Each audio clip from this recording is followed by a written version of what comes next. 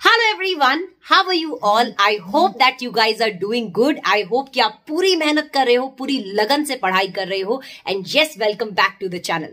So hardly there are 30 days left. Yes, 30 days to crack your exams. This month is the most crucial month.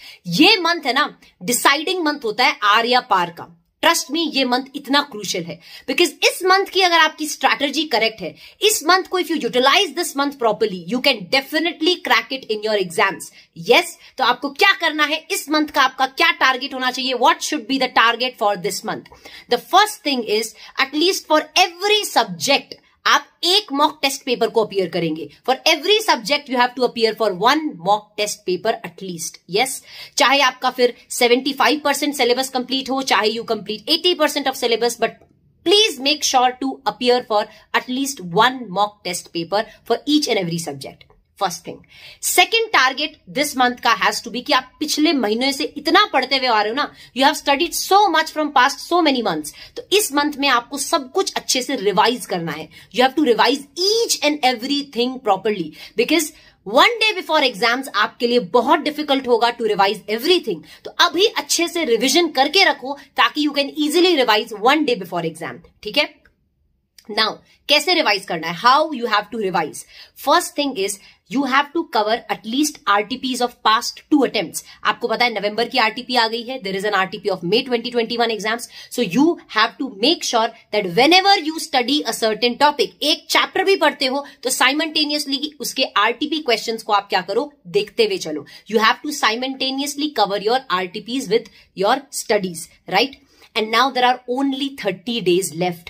So you have to divide these 30 days into the number of your subjects. For example, if you are giving single group, so you have 30 days and you have 4 subjects. So divide these 30 days into 4 subjects. ठीक है. तो आपको पता है, for example if you are giving first group, your first paper किसका होने वाला है, अकाउंट्स का होने वाला है. ठीक है.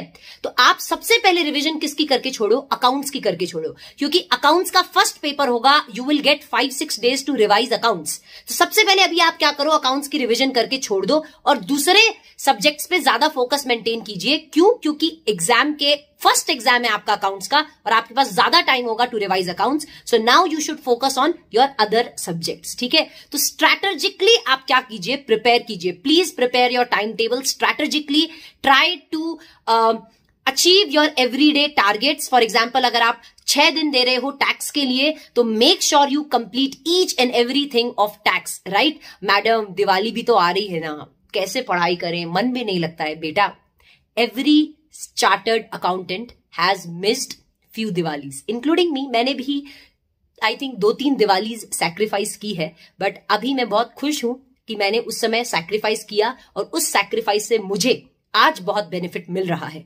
And this will exactly happen for you also. I am sure बुरा लगता है यार, मैम सब मस्ती कर रहे हैं, बाहर मजे कर रहे हैं और हम बैठ के पढ़ रहे हैं. कोई बात नहीं, आपका भी समय आएगा. Be patient, you will also enjoy but let the right time come. ठीक है, कोई बात नहीं है. कुछ सैक्रिफाइसेस करने, कुछ अच्छी चीजों के लिए कुछ सैक्रिफाइसेस करने पड़ते हैं, correct? So take it positively, give your 100%, give your best. This month, like I said, is the crucial month for you.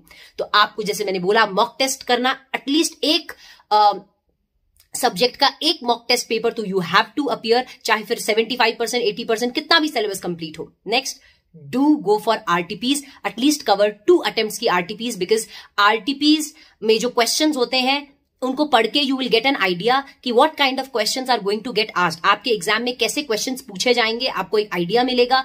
And RTP के questions एग्जाम में पूछे जाने के अच्छे खासे चांसेस भी होते हैं. एंड रिविजन्स तो चलते रहिए एकदम अच्छे से, जैसे दूध में बॉर्नवीटा इसे घोल के हम पी जाते हैं ना, वैसे रिविजन करके एकदम अच्छे से चकाचक तैयार कर दीजिए, राइट? एंड टेंशन मत लेना, बिल्कुल टेंशन मत लेना.